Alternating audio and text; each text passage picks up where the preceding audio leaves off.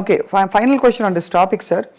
వాతావరణం చాలామంది ఇప్పుడు క్యారెక్టర్ ఆర్టిస్టులు బయటకు వచ్చి ఇంటర్వ్యూలు ఇచ్చిన సందర్భాల్లో చెప్పారు, పలానా టైంలో నేను లొంగిపోవాల్సి వచ్చింది, నాకు ఆప్షన్ లేకపోయింది, రాత్రి 2 గంటలకి నా డోర్ వచ్చి కొట్టేవారు తాగేసి. మరి ఇవన్నీ ఏమిటంటే వీటిని ఏ పరిధిలో చూడాలి, ఏ కోణం నుంచి చూడాలి? ఇవి ఇంటర్వ్యూ అంటే ఇవేదో ప్రైవేట్గా చెప్పినవి కాదు సార్, బహిర్గతంగా చెప్పారు. ఇప్పుడు ప్రాబ్లం ఏంటంటే ఇక్కడ మన సమాజం ఫస్ట్ అసలు ఆడపిల్ల అంటేనే లోకువ, బయట కూడా సమాజంలో జనరల్గా సినిమాల్లో ఉన్నాడంటే అసలు మరీ లోకువ, అంటే వాళ్ళకి ఏదో taken for granted. Correct, taken for granted. So ఎవళ్ళైనా ఏదైనా చేయొచ్చు. అండ్ ఈ సినిమాల్లో నిజాలెన్నో అబద్ధాలెన్నో మనకేమీ తెలియదు, కానీ ప్రతి వాళ్ళకి ఒక ట్యాగ్ పెట్టేసి ఉంటుంది, ఈ అమ్మాయి ఆ అబ్బాయితో ఉంది, ఆ అబ్బాయి ఆ అమ్మాయితో ఉన్నాడు, సంథింగ్ సంథింగ్ సంథింగ్ ఉంటుంది. అవును. ఈ ఇంటాక్సికేషన్ స్టేజ్ వస్తుంది, నైట్ తలుపులు కొట్టేవాళ్ళంతా మందు కొట్టినాక వస్తారు. వాళ్ళకి నాకు దొరకలేదు, వాళ్ళకి ఈ టైప్లో ఉంటారు వీళ్ళంతా. దీని మీద ఈడే తలుపు కొట్టి ఆడి దగ్గరికి వెళ్ళా, నా దగ్గర రావా, ఈ టైప్లో ఉంటారు. ఇవన్నీ ఇటువంటి అంటే ఊరికి చెప్పు, దీని మీద కాదు, బట్ అటువంటి జరుగుతానికి అవకాశాలు ఎక్కువ ఉంటాయి. అవకాశాలు ఉంటాయి, రైట్. కానీ చాలా గొప్పగా గౌరవం నిలుపుకుని అద్భుతమైన సినిమాలు, అంటే నిజంగా కళాఖండాలు సృష్టించిన గ్రూప్స్, టీమ్స్, టెక్నీషియన్స్ ఎంతమంది ఉన్నారు సార్, చాలా గొప్పవాళ్ళు ఉన్నారు. అన్ఫార్చునేట్లీ వీటి గురించి ఎక్కువ మాట్లాడతాం కానీ మనం. అద్భుతం. ఇప్పుడు ప్రతి మనిషికి వీక్నెస్ ఉంటుందమ్మా, రకరకాల వీక్నెస్ ఉంటుంది. ఆ వీక్నెస్ ఏదైనా అయ్యి ఉండొచ్చు, అమ్మాయి అయ్యి ఉండొచ్చు, కులం అయ్యి ఉండొచ్చు, మతం అయ్యి ఉండొచ్చు, ఇంకోటి అయ్యి ఉండొచ్చు, ఇంకోటి అయ్యి ఉండొచ్చు, ఇంకోటి అయ్యి ఉండొచ్చు. సో ఆ వీక్నెస్ని గురించి మనం మాట్లాడితే ఇప్పుడు మంచిని గురించి కూడా మాట్లాడవచ్చు కదా.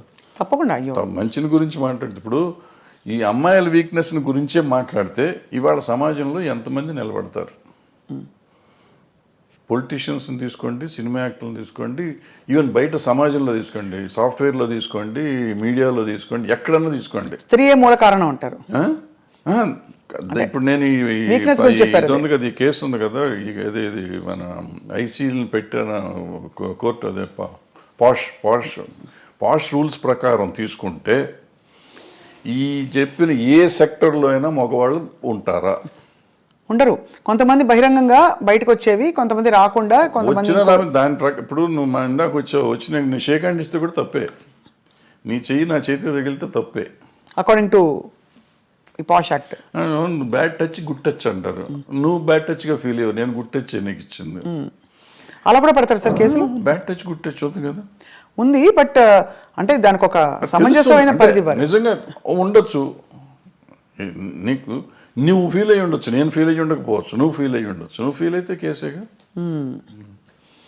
అది మొత్తానికైతే క్లిష్ట పరిస్థితుల్లో అలా మామూలుగా వస్తున్నావు. నేను చనువుగా ఫాదర్లీ ఫీలింగ్తో స్వప్న బలి చేసావని ఒక దెబ్బేసి అనుకో, అమ్మాయిని ముట్టుకున్నావు, కొంపమని కింద అయిపోయావు. నువ్వు కేసు పెడితే నేను అయిపోయాను. సో అందుకే చాలా అతి జాగ్రత్తగా ఉండవలసిన చాలా జాగ్రత్తగా ఉండాల్సిన పరిస్థితులు వచ్చినాయి. ఇప్పుడైతే మాత్రం as long as this posh case this act ఉన్నంత కాలం అతి జాగ్రత్తగా ఉండకపోతే కొంపలు మునుగుతాయి. అండ్ ఇప్పుడు సోషల్ మీడియా వచ్చాక అసలు క్షణాల్లో అన్ని వైరల్ తర్వాత ఇంకా చాలా జాగ్రత్తగా ఉండాలి. అంటే డెఫినెట్గా ఇవన్నిటి వల్ల కొంత మార్పు వస్తుంది. 100% పోతుందా అంటే నేను అంత ఈజీ కాదు. ఎందుకంటే ఆడపిల్లలు కూడా కొంచెం స్ట్రాంగ్ అవ్వాలంటే ఉన్నారమ్మా, చాలా స్ట్రాంగ్ ఉన్నారు. ఆడపిల్లలు అంత ఈజీగా ఏం లేరు. కొంతమందికి సర్వైవల్ కోసం లొంగేవాళ్ళు ఉంటారు. సర్వైవల్ కోసం నేను ఏదైనా అచీవ్ చేయాలి, ఎలాగైనా అచీవ్ చేయాలనుకునే వాళ్ళు కొంతమంది, ఏమీ చేయకుండా నేను అచీవ్ ఎందుకు చేయలేను, నా టాలెంట్తో నేను ఎందుకు అచీవ్ చేయలేను చేసిన వాళ్ళు ఉన్నారు, చేస్తున్నారు కూడా. ఆ రకంగానే అచీవ్ చేస్తారు, ఈ రకంగానే అచీవ్ చేస్తారు. ఎవళ్ళు రైట్ ఎవళ్ళు తప్పు అంటే tell me one name sir who you have great respect for, అంటే ఇన్ దిస్ రిగార్డ్ వాళ్ళ కష్టపడి పైకి వచ్చారు. అంటే నేను క్యారెక్టర్ పర్స్పెక్టివ్ నుంచి చెప్పట్లేదు సార్, జస్ట్ ఏ విధమైన కంపల్షన్స్కి లొంగాల్సిన అవసరం లేకుండా పైకి వచ్చిన నటీమణులు మీరు చాలా గౌరవించేవాళ్ళు. మీకు వాణిశ్రీ గారు ఎక్కడి వచ్చారు? ఆవిడ ఏంటి, ఆవిడ ఎక్కడ జూనియర్ ఆర్టిస్ట్, ఆవిడ అసలు ఏ రేంజ్కి వెళ్ళారు? అసలు హీరోస్ని కమాండ్ చేశారు, ఇండస్ట్రీనే కమాండ్ చేసే లెవెల్కి వెళ్ళారు. హయ్యెస్ట్ పెయిడ్ ఆర్టిస్ట్ ఆవిడ. సింపుల్, ఆవిడ అంతకంటే గొప్పవాళ్ళు ఎవరు లేరు మార్కెట్లో. భానుమతి గారు అంటే వాళ్ళు వేరే, భానుమతి గారు కమాండ్ చేశారు. నేను జమున్ గారు కూడా మామూలుగా ఇచ్చారు, ఆవిడ కమెంట్ చేశారు. ఆవిడ రామారావు గారు నాగేశ్వరరావు కాదని చెప్పి ఆ రోజుల్లో షీ గుడ్ విత్ స్టాండ్. మనం అనుకుంటాం రామారావు నాగేశ్వరరావు కంటే వేరే లేదు ఆ రోజుల్లో, ఆల్టర్నేటివ్ లేని పరిస్థితుల్లో ఆవిడ నిలబడి మళ్ళీ వాళ్ళిద్దరూ ఆవిడతో కాంప్రమైజ్ అయ్యారు తప్ప ఆవిడ వాళ్ళతో కాంప్రమైజ్ అవ్వలేదు. సో ఎప్పుడు ఇదేం లేదు, అదే ఏదో అయిపోతుంది అదేం లేదు. సౌందర్య గారు చెప్పుకుంటా పోతే ఎవరైనా ఉంటారు, ఎవరికి ఉండే వీక్నెస్ వాళ్ళకు ఉంటుంది. ఆ వీక్నెస్లోని మనకి సంబంధం లేదు, వాళ్ళ పర్సనల్ ఇష్యూస్ అయ్యి. కరెక్ట్ అండి, అంతే సార్. అంతే తప్ప వీళ్ళంతా ఇటు ఉల్లంఘిపోయారా ఉన్నారా? వాణిశ్రీ గారు ఏం చేశారు అసలు? ఆవిడ ఏంటి అక్కడ ఎక్కడి నుంచి వచ్చింది? కానీ ఆ రోజుల్లో ఎవరు మనసు పడలేదా సార్ వాణిశ్రీ గారిని చూసి? చాలా పడితే పడ్డారు, ఆ గొడవ మనకు సంబంధం లేదు. బట్ ఆవిడ డిక్టేట్ చేసింది కదా. అవును, ఆవిడ వచ్చిన రోజు నుంచి ఆవిడ అట్లా ఎదుగుదల వచ్చింది కదా అవును. సినిమా ఇండస్ట్రీలో. అంటే ఆవిడలో టాలెంట్ లేకపోయి ఉంటే ఆవిడ ఇంత గొప్పది అయ్యేది కాదుగా. కరెక్ట్. టాలెంట్ ఉంది కాబట్టే కదా మిగిలిన ఏంటనే పక్కన పెట్టండి. ఆవిడ ఏదో బాగాలేదన్నారు, కళ్ళు బాగాలేదంటారు, అది అంటారు, ఇది అంటారు. ఫైనల్గా ఆవిడే గాడెస్ అయిపోయింది కదా. అవును, అన్ని భాషల్లోనూ, తమిళ్లోనూ, తెలుగులోనూ. ఏం అందం సార్ అసలు. అంటే రంగు తక్కువ అని అప్పుడు అన్న వాళ్ళందరూ అవును. ఒక్కసారిగా వాణిశ్రీ చీర కట్టారంటే, వాణిశ్రీ గారి చీర అంటే ఒక ట్రెండ్ సెట్టర్. సో ఎక్కడ వాణిశ్రీ ఎక్కడికి వెళ్ళేది ఆవిడ?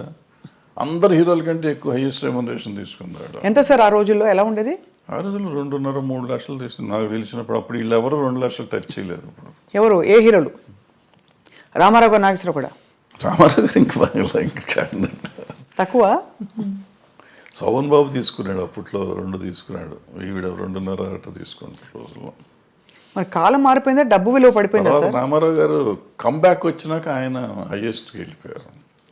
ఆ మధ్యలో బడిపంతులు చేసే రోజుల్లో ఆయన 1,00,000 దగ్గరే ఉన్నారు.